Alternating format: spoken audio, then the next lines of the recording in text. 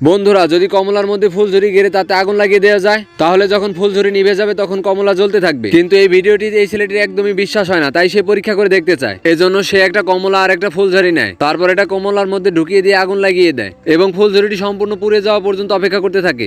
বন্ধুরা, এখন দেখা যাক কমলা আসলেই জ্বলে কিনা।